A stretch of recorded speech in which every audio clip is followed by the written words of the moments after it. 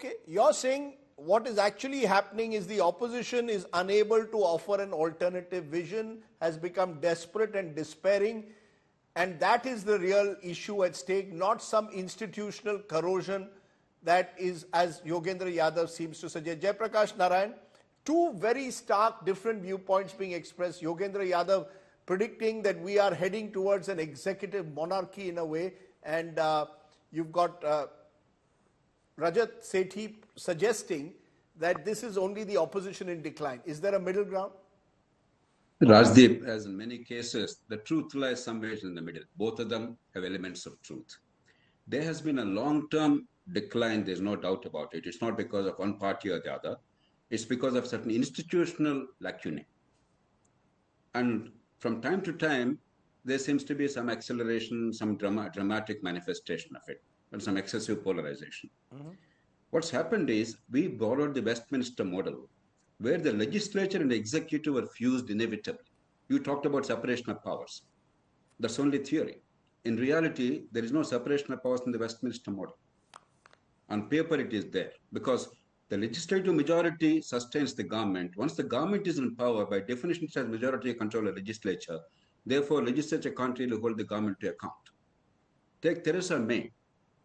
She had a majority in parliament, but she could not get any legislation through, Brexit, etc. Nothing could be done. There was paralysis until she chose to resign. That's the very nature of the system of government we have chosen, where legislature and executive are fused. On top of it, we brought in the terrible anti-defection law, a nice middle-class notion of morality, but actually completely throttling the legislators. Therefore, they became the slaves of the party leadership. Irrespective of the legislation, you blindly support or oppose, not on merits, but because the party bosses say so, ruling party or opposition. Take umpteen number of cases. Take, for instance, the farm laws. I've maintained then, I maintain now. They're extremely sound laws. There is no economic logic to oppose them at all. There was, of course, the government's failure to build a consensus, but there was a blind opposition without any serious understanding or debate. Take, for instance, the Ramaswamy impeachment case. Blindly, the whip was applied. Take the Muslim Women's Bill. Blindly, the whip was applied, and it had grievous consequences. So the parliament is converted into lawyer jirga. Therefore, the MPs or legislators at the state level have no real voice. We're pretending that there is voice, even when there's so-called discussion. It's a lawyer jirga. And unless we limit the anti-defection law to certain areas, and unless we limit the party boss's power over the party, because they decide the future of the members, and therefore independently members cannot really voice their opinions or exercise their vote. And without looking at that, we're pretending as if there's actually a serious, meaningful debate, even when the parliament or assemblies meet. The third big issue is local governments are dead. So your MP and MLA, he's not bothered really about legislation. You and I are debating legislation and legislative functioning. Really speaking, the legislator is actually nurturing the constituency or indulging in influence peddling because he spent a lot of money somehow, he must make good that. That is the primary purpose of legislators today. Let's be truthful. All this is shadow boxing.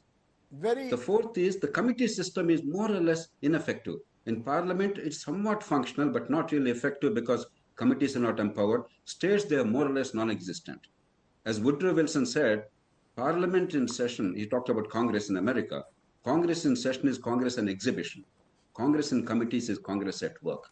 Without committees functioning effectively, being empowered, and adequate number of legislations really going through committees instead of pushing them through quickly in a hurry, we simply cannot have meaningful legislative work. And finally, you have a situation where the Rajya Sabha has become a stumbling block. Oftentimes in India, it is thwarting will of the lower house of the people, because the people elected the lower house, remember. Rajya Sabha is supposed to bring caution, not blindly follow the party diktats and delay legislation or deny legislation just because, in most cases, except for money bills, Rajya Sabha has co-equal power to legislation. In Britain, there was a crisis on account of this. A budget was denied despite the government having an absolute majority with popular will in 1909 and 1910. Twice it happened. Twice they had to go back to the polls. Third time again they went back to the polls. Finally, the 1911 Parliament Act was enacted, curtailing the powers of the Rajya Sabha or the upper house, House of Lords, in respect of many matters. So we have serious structural issues. It's not really about this party or that party. I And take state your legislatures point. are much worse. We only have two provisions of the Constitution that are implemented by the legislatures.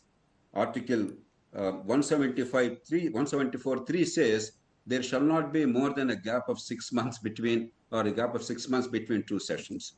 That we are following because the Constitution mandates it. And Article 74 for the union government says that there shall be union government, and that union government under 75.3 shall be accountable to the House of Parliament, the lower house. Same is the case in legislature, the states.